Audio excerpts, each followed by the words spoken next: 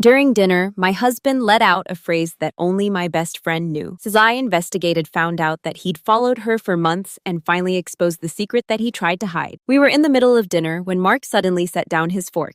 He looked at me and asked, "Who is Walter Briggs?" My chopsticks froze midair. My heart skipped a beat. Walter Briggs. It was a fake name, something Cecilia and I had invented.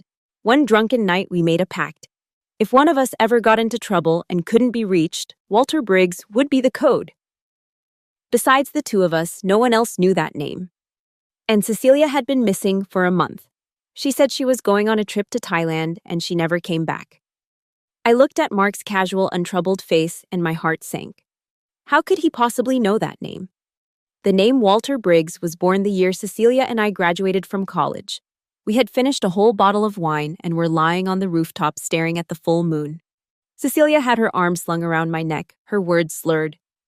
"Sophie, we need a code." "A code for what?" "You know, if one of us ever gets into trouble, disappears, and the other one hears the name, they'll know something's wrong." I laughed, calling her dramatic. But we spent the next hour brainstorming until we landed on Walter Briggs. It sounded so old-fashioned and clunky that it couldn't possibly be a real person's name. Only two people in the world knew what those words meant, me and Cecilia. And Cecilia had been gone for 31 days. She said she was spending a few days in Chiang Mai, Thailand. She had even video called me from the airport, panning her phone across the duty-free shop. "Sophie, see anything you want, my treat." That was the last time I saw her face. After that, my texts went unanswered. My calls wouldn't go through. Her last social media post was a photo from a night market in Chiang Mai. I called the police. Her family called the police. The authorities in Thailand were investigating, but there was no trace of her. Nobody. No witnesses. Nothing. It was as if Cecilia had simply vanished from the face of the earth. And now my husband Mark, a man who in theory had no connection to Cecilia, a man who had never even liked her, posts had just casually uttered that name over dinner. "What's wrong?" Mark asked, noticing my stunned silence. He smiled. "You look strange." "No, it's nothing." I lowered my head and took a bite of food. It tasted like nothing. "I've just never heard that name before."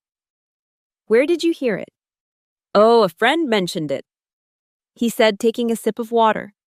"Just curious." He changed the subject, starting to talk about his day at work. I couldn't hear a single word. My mind was stuck on one thought: how did he know that name? How, after dinner, Mark went to take a shower. I sat on the sofa, my palms slick with sweat. The sound of running water echoed from the bathroom. I glanced at the closed door, then stood and walked to his phone, which he had left on the dining table. I knew the password, our wedding anniversary. My fingers trembled as I unlocked it. I scrolled through his messages, his call logs, his notes. Nothing. It was too clean, suspiciously clean.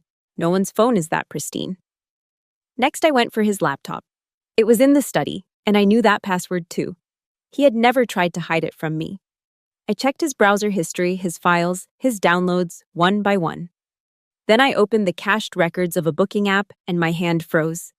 A month ago, Mark had told me he was going to Shanghai for a 3-day business trip. I had even helped him pack his suitcase, but the booking records told a different story. He hadn't bought a ticket to Shanghai. He had bought a ticket to Chiang Mai, Thailand. His departure date was 1 day before Cecilia's. His return date was 2 days after she disappeared. The water in the bathroom shut off. I quickly closed the laptop, walked back to the living room, and sat on the sofa, pretending to scroll through videos on my phone. Mark came out, toweling his hair. He glanced at me. "Still up?" "Yeah, just a bit longer," I said with a smile. He went into the bedroom and turned off the light. I stared at the dark doorway, my fingers digging into the arm of the sofa. "Mark, what did you do in Thailand?" The next morning, I told Mark that an urgent project had come up at work and that I needed to go out of town for a few days. He was tying his tie, his back to me. "Where to? San Francisco? When will you be back?" "Not sure, maybe 3 or 4 days." He turned and gave me a smile. "Be safe." I smiled back. That afternoon, I took a flight not to San Francisco, but to Chiang Mai, Thailand. I landed at 4 o'clock in the afternoon local time. A wall of hot, humid air hit me as I stepped out of the airport, and for a moment, I felt dizzy and disoriented. This was the city where Cecilia had taken her last photo. The night market. The lights. The crowds. She had been standing in front of a mango sticky rice stall, grinning like a little kid. I didn't have time for grief. I went straight to the hotel where she had stayed. I knew the name. She had sent me a screenshot of her booking at a place called the Lotus Courtyard, a boutique hotel near the Old City. At the front desk, I showed the receptionist a photo of Cecilia. "Did you see this girl? She stayed here about a month ago." The receptionist glanced at the photo and shook her head. "Her name is Cecilia Chen. She's Chinese American," I added. The woman typed something into her computer, then nodded. "Yes, we have a record of her. She stayed for 3 nights. She never checked out or extended her stay. Her luggage is still in our storage room." My heart seized. Her luggage was still here. But she was gone. I steadied myself and asked the question I dreaded most. A month ago, was there a man from the US staying here as well? I handed her a photo of Mark. She looked at it, then checked the computer again. Her expression grew hesitant. "Yes, he stayed for 5 nights. 5 nights? Longer than Cecilia's 3? Which room was he in? Room 312. And Cecilia, 315. The same floor, 2 doors down." I stood at the front desk, a roaring in my ears. The first thought was the obvious one: they were having an affair. Cecilia and Mark in adjacent rooms in Thailand. But another voice in my head immediately shut that down. Impossible. Cecilia hated Mark. Not a polite behind-the-back dislike, a direct in-your-face animosity. Whenever I brought Mark to a party, Cecilia would ignore him. One night, after a few drinks, she had pointed at him and said, "Sophie has great taste in everything except men."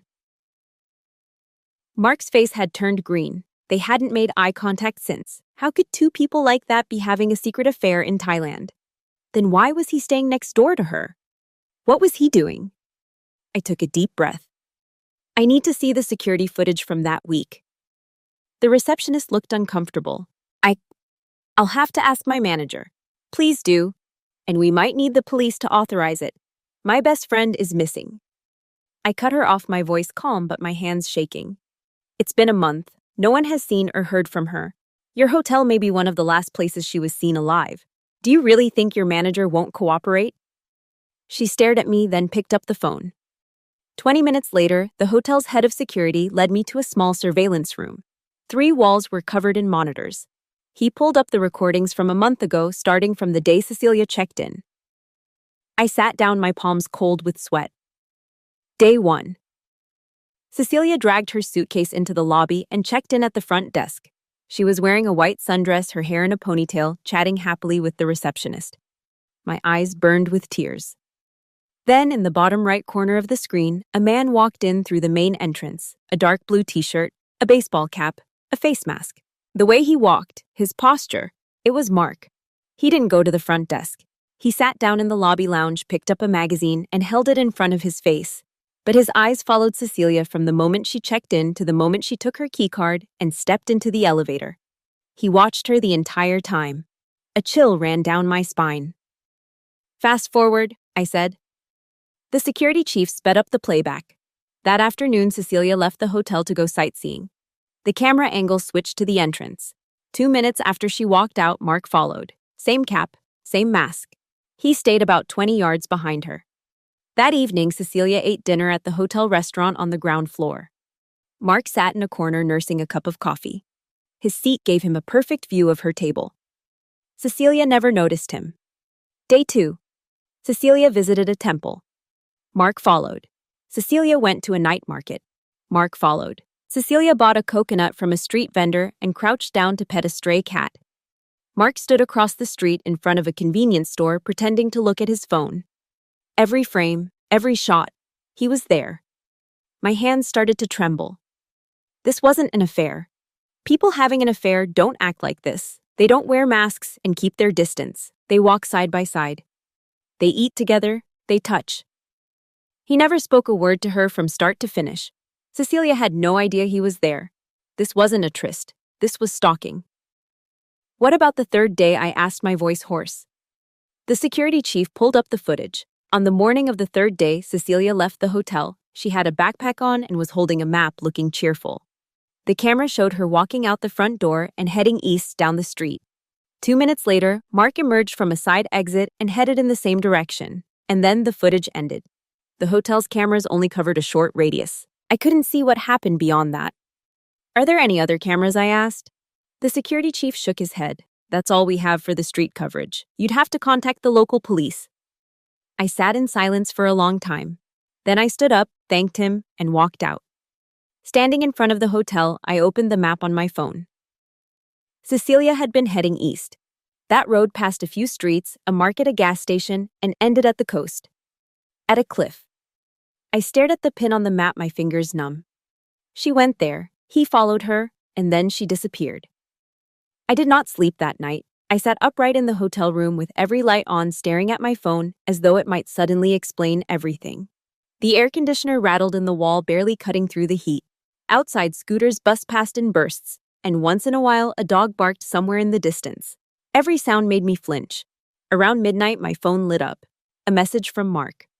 How's San Francisco? I stared at the screen. My hands were shaking so badly I almost dropped the phone. I typed, erased, typed again, then settled on the safest lie I could manage. Busy, exhausted, probably heading to bed soon. He replied almost instantly. Miss you. I looked at those 2 words until they became grotesque. Miss you.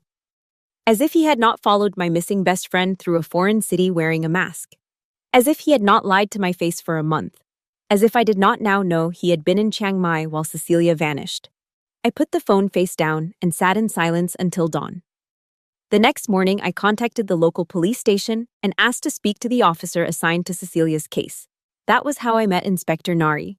She was in her late 30s, sharp-eyed, composed, and radiated the kind of controlled patience that made me trust her instantly. She listened without interrupting as I explained everything. The code word, Mark's fake business trip, the hotel footage, the rooms on the same floor, the stalking. When I finished, she was quiet for a few seconds. Then she said, You should have come to us the moment you found the booking records. I know, you came anyway. That matters now. She pulled Cecilia's file from a cabinet and reopened parts of the investigation. By that afternoon, she had already obtained confirmation of Mark's entry and exit records through immigration. She also found something else.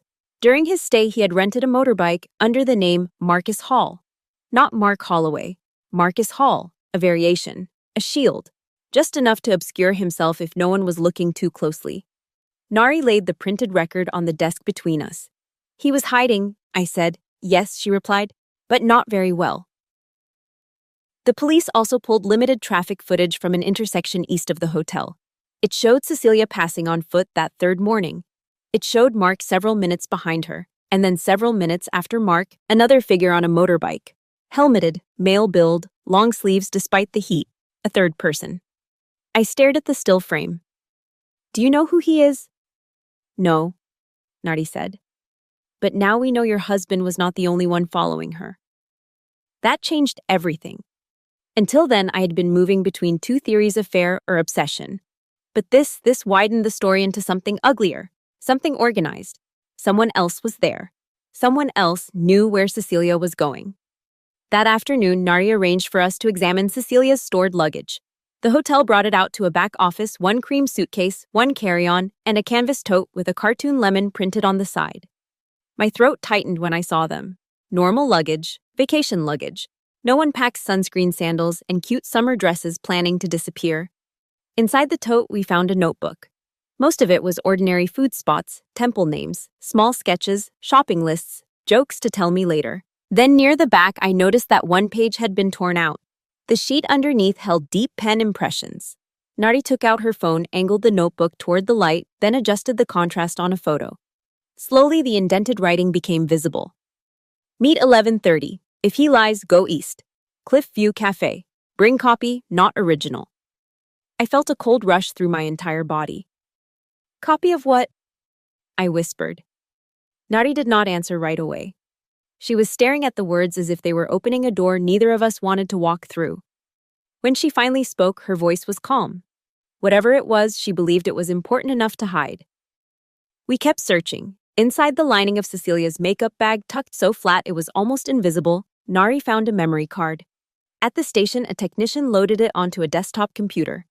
The first images were ordinary tourist photos. Markets, shrines, food, selfies, a stray cat, sunset over tiled rooftops. Then the sequence changed. A zoomed-in photo of Mark sitting alone at a cafe table. Another of him talking to a man outside a convenience store. Another of Mark grabbing that man's wrist. The man was partly turned away, but even from the angle, something about him felt controlled, careful, dangerous. Then came a final blurred shot, as if Cecilia had moved too quickly. A hand was reaching toward the camera. Not Mark's hand. There was also a short video. Only 11 seconds. Cecilia's face filled the frame. She was breathing hard, her eyes wide. "If anything happens," she whispered, "it's not what Sophie thinks. Mark is here, but he's not the worst part." Then she looked sharply off screen. The video cut. I sat frozen. Mark was involved. But he was not the worst part. By evening, the police had also recovered partial data from Cecilia's hidden phone, which had been found in a sealed flower container inside the storage area of the ruined Cliff View Cafe. She had hidden it there herself. That meant she had reached the cafe. She had understood she was in danger. And she had still managed to leave evidence behind. Recovered from the damaged phone were fragments of deleted messages from an encrypted app. "Unknown, you will receive the copy there." "Cecilia, why me?" "Unknown, because no one will suspect you." "Cecilia, and after I hand it over, we're done." "Unknown, yes." Another message later. "Cecilia, he's here." "Unknown, ignore him. Do not let him take it." Then one from the morning she disappeared. "Cecilia, if I don't check in by tonight, send everything to Sophie." My vision blurred. Even then, with fear already closing around her, she had still thought of me. There was also an unsent email draft addressed to me. "If Mark tells you he was protecting me, don't believe him unless he tells you what happened in Boston first." Boston. The word hit me like a slap. Mark had once mentioned Boston years ago, back when we were dating. He called it a consulting contract. Boring, temporary, not worth discussing. But Cecilia had used the word like a warning. That night, lying awake in the hotel again, I began piecing together something I should have seen years earlier. Cecilia had hated Mark too quickly, too specifically. Not the way a protective friend hates a boyfriend for vague reasons. She had looked at him the first time they met and gone cold. Mark had gone cold too. I had assumed they simply clashed. Now I knew better. They had recognized each other. Whatever happened in Boston had happened before me. The next morning, against Inspector Nari's advice, I flew home. I knew it was reckless. I knew I should have stayed under police protection, let the evidence build, let the investigation move, but I also knew Mark had been lying to me since before we were married. And I knew that if Boston was the beginning, then the truth was waiting in my house. When I opened the front door, the house was silent. Mark's suitcase was by the wall. He was home. On the dining table sat a sheet of paper. "Welcome home, Sophie." My pulse went wild. I moved through the house room by room until I heard movement from the study. Mark stepped into the hallway. For a moment, we simply stared at each other. He looked exactly the same as always. Calm, controlled, crisp shirt, mild eyes, the same face that had once made me feel safe. Now it made my skin crawl. "You came back early," he said. "I was never in San Francisco." "I know." The flat honesty of it was somehow worse than another lie. "You knew I went to Thailand." "Yes." "You knew I'd find the hotel." "Yes." "Why did you follow Cecilia?" He was silent for several seconds. Then he said, "Because if I hadn't, she would have been dead sooner." Rage shot through me. "She warned me you'd say that. She knew you'd say that." His expression changed very slightly. "She left you something." "What happened in Boston?" For the first time, he looked away. That was all the answer I needed. He took a slow breath. "I knew Cecilia before I knew you," he said, "years ago, in Boston." "How?" "She was involved with someone connected to a private case I was working." "What kind of case?" "Financial exposure, shell companies, hidden assets, dirty money buried under layers of respectable names." I stared at him. "You were an investigator." "Something close to that. A fixer." His silence told me I was right. He continued. "She found documents she was never supposed to see. Copies of records tied to men with money influence and a strong preference for solving problems quietly. The copy, yes. She kept it. At first as leverage, later as insurance." My throat tightened. And you went after her. At first, yes. The room seemed to tilt. At first. I was assigned to recover the material. But things changed. How convenient. It isn't convenient, he said quietly. It's the truth. I laughed bitterly. You don't get to talk to me about truth. He accepted that without argument. When I met you, he said, I already knew who she was. But by then she had vanished from that world, changed circles, changed how she presented herself. She clearly believed the past was over. I believed I could keep it buried. You married me while hiding all this. Yes. Why, oh? His answer came so quietly, I nearly missed it. Because by then I wanted out. I just stared at him, he went on. Cecilia recognized me the first time she saw me with you. That's why she hated me instantly. She never told you because she thought bringing the past into your life would put you in danger. And I stayed silent because I thought I could keep watching the edges keep you untouched. My chest hurt. You watched us both. Yes. You lied every day. Yes. There was something horrific about how easily he admitted it now, as if confession cost him nothing compared to concealment. So why Thailand? He looked exhausted for the first time. Because I learned she was moving part of the material again. Not the original. A copy.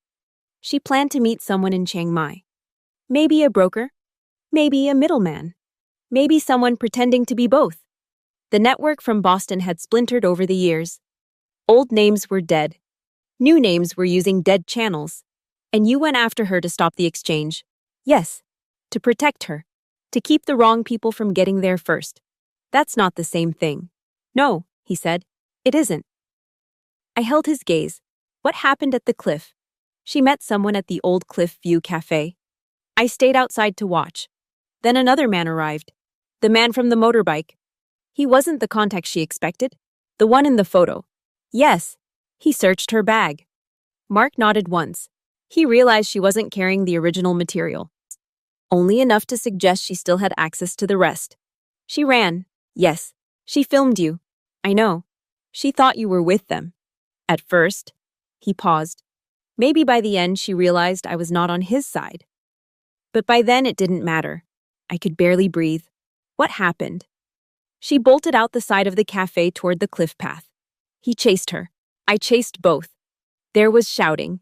She threw a decoy over the edge. The path gave way under her. No. I caught her hand. My knees nearly gave out. You what? For a few seconds. And then, his face emptied.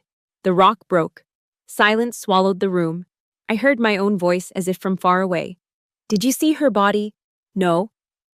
The word cracked something open inside me. No body. No witness. No proof of death. She could still be alive. His jaw tightened. The fall was bad. There were caves below water channels, maintenance paths cut into the rock farther north. Survival was unlikely, but not impossible.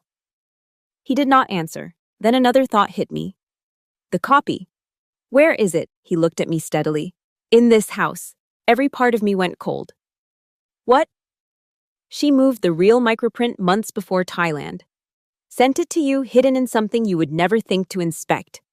My mind raced backward. A used mystery novel from a Boston bookstore.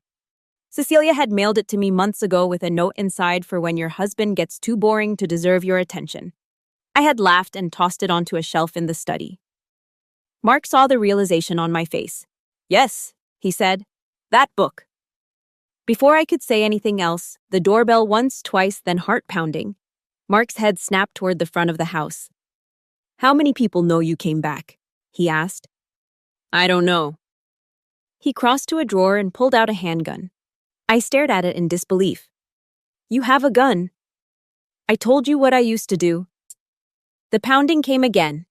Then wood splintered. Study, he said sharply. Top shelf. Black cover, gold lettering. Bring the book. I ran. My hands flew over the shelf until I found it. Black cover, gold title. Voices exploded in the hallway. Men, more than one. Then glass shattered. I reached the study doorway just in time to see the motorbike man standing in the hall with two others behind him. No helmet, no mask, clean clothes, calm eyes. He looked less like a thug than a private banker with a taste for violence. His gaze dropped to the book in my hands. "There it is," he said softly. "You killed her." He said. A faint smile touched his mouth. "Your friend was inconvenient." Mark raised the gun. "Take one more step." The man finally looked at him. "You should have stayed buried with Boston." So they did know each other. Not casually. Not recently. From the beginning. "You worked together," I said. Neither answered. That was enough. The man's smile sharpened. "Your husband used to be useful. Then he developed a conscience. Very embarrassing." Mark fired. The first shot shattered the mirror beside the man's head as he moved. Chaos exploded. One of the others lunged forward. Mark fired again. A body slammed into the wall. I ducked behind the study door, clutching the book to my chest. More shouting. More glass breaking. Heavy footsteps. Then Mark's voice cut through the noise. "Sophie, back door! Now!" I ran. Through the kitchen, through the mudroom, into the yard. I scrambled over the back gate and dropped into the alley just as a car screeched to the curb beside me. The passenger door flew open. Inspector Nari leaned across the seat. "Get in." I got in. Later, she told me she had alerted contacts in the US the moment I booked my return. Once the Thai evidence linked to names already under quiet scrutiny overseas, people had started watching the house. Not closely enough to stop them from entering, but close enough to pull me out. As the car tore away, I twisted around in my seat just in time to see Mark emerge from the side gate, blood at his temple, gun still in his hand. The motorbike man came after him. 2 gunshots cracked through the alley. Then the house disappeared behind us. What followed felt unreal. Statements, evidence rooms, bright forensic lights, federal agents speaking in clipped voices. The mystery novel cut open under supervision. Inside the spine, sealed between layers of binding, was a strip of microprint. Accounts, transfers, names, shell companies, buried networks, enough to ruin people in 3 countries. One federal investigator went still when he saw a specific name. "The Bangkok broker," he said. Inspector Nari looked at him. "He's been dead for months." He nodded grimly. "Which means someone's been using dead channels to clean up old problems." By dawn, arrests were underway. 2 of the men from the house were in custody. A storage unit tied to one of the shell entities had been raided. Digital fragments matching the microprint were found. And Mark. Mark was alive. He had been found unconscious 2 streets away, shot through the shoulder and beaten badly, but alive. I saw him 3 days later in a hospital room under guard. Bruised jaw stitches over one eyebrow, one arm in a sling. He looked at me as though he had been waiting for me every hour since he woke up. I stayed near the door. "They found the files," I said. "I know. They arrested some of them. I know." I gripped the doorframe. "And Cecilia." For the first time, something real crossed his face. They searched below the cliff again, using the updated path from the cafe and the old service trail north of the ledge. My heart stopped. And they found signs someone survived the fall. Every nerve in my body lit up. What signs? Torn fabric used as a bandage, blood, an empty bottle from the cafe stock, footprints leading inland through a maintenance path. I stared at him. She lived. She may have.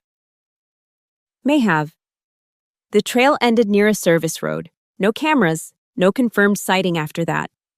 But that was enough. Enough to breathe, enough to believe.